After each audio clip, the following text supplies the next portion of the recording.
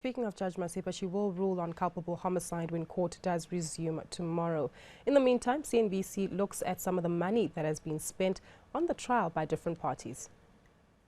41 days, 37 witnesses and over 4,000 pages of evidence. This marks what has been termed the trial of the decade, and it hasn't come cheap.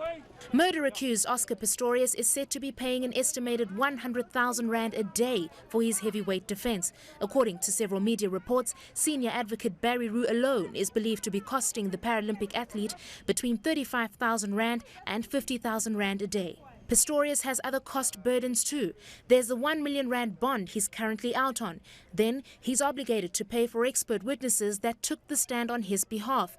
These include forensic pathologists, firearm experts, and an American forensic animation firm. According to Bernard Hotz of Vaxman's attorneys, expert witnesses can cost up to 15,000 rand a day.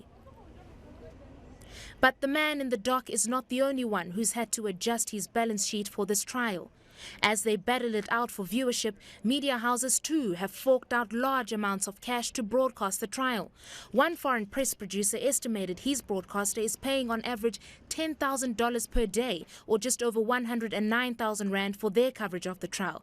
These costs include flights and accommodation for reporters being flown in, satellite feeds for live crossings, transport costs and other general expenses.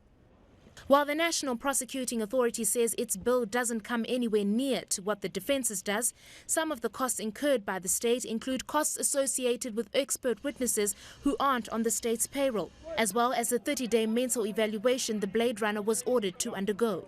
But for others, the trial has been an unexpected source of revenue.